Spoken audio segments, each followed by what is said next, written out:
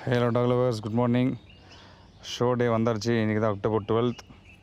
எழுந்தோடனே morning வாக்கிங்லாம் முடிச்சிட்டேன். ஒரு 4-5 kilometres. எழுந்தோடனே நம்ம ஃபஸ்ட்டு ஃபிட்னஸை முடிச்சிடணும். டாக்ஸுக்கும் சரி, நமக்கும் சரி. டாக்ஸ்லாம் பாருங்கள் கீழே இருக்குது. நைட் நம்ம இங்கே தான் தூங்கணும். வாக்கிங்லாம் எடுத்து ஒரு மார்னிங் ஒரு 5 கிலோமீட்டர்ஸ் எடுத்துட்டேன். ப்ளஸ் என்னென்னா ஷோ ரிங்குக்கும் எடுத்துகிட்டு போய்ட்டு வந்துட்டேன். நம்ம ரூம்லேருந்து வாக்கபிள் டிஸ்டன்ஸ் தான்.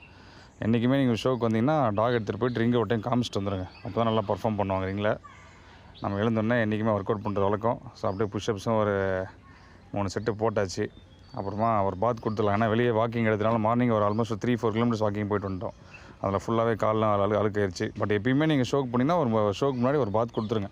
அப்போ தான் டாக் நல்லா ஃப்ரெஷ் லுக்காக இருக்கும். ப்ளஸ் டாகுமே ஃபுல்லாக ஹாப்பியாக பர்ஃபார்ம் பண்ணும். பாருங்கள், ஷவரில் 2 நாய் ஒரே டைம் குளிப்போட்டேன். நம்ம நேகனும் ஹெலனையும். எங்கே போனாலும் நீங்கள் ஷாம்பு ஒரு ஒயிட்னிங் எடுத்துகிட்டு போய்டுங்க. ப்ளஸ் நம்ம அப்சர்வன் டவல், இந்த டவல் ஈஸியாக இருக்கும் உங்களுக்கு. தண்ணியெல்லாம் ஈஸியாக அப்சர்வ் பண்ணிடும், புரிஞ்சிக்கலாம். ஸோ ஒயிட்னிங் ஷாம்பு வந்து ப்ளூவாக இருக்கு பாருங்கள், அந்த ஒயிட் போர்ஷனில் மட்டும் போட்டுக்கலாம். எங்கே போனாலும் அதை கேரி பண்ணிக்கணும். டாக் ஷோக்கு புதுசாக போகிறவங்களுக்கு எல்லாம் ஹெல்ப்ஃபுல்லாக இருக்கும். அந்த டவலும் வாங்கிக்கோங்க. டாக் ஷோலேயும் கிடைக்கும், இல்லை உங்களுக்கு அமேசான்லேயும் கிடைக்கும் அந்த blue colour towel.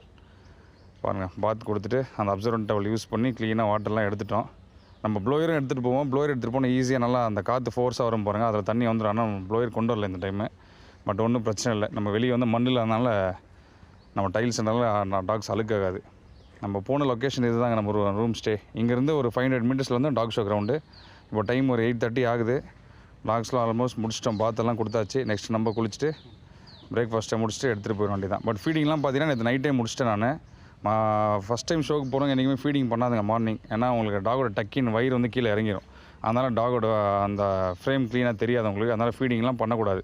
In case under வெயிட்டில் இருக்க டாகு அந்த மாதிரி டைமில் நீங்கள் லைட்டாக ஃபீடிங் தந்துக்கலாம். பட் நம்ம நேகனுக்கு வந்து நான் ஃபீடிங் பண்ணல நைட்டோட லாஸ்ட்டு. பட் ஹெலனுக்கு மார்னிங்கே கொஞ்சம் கொடுத்துட்டேன்.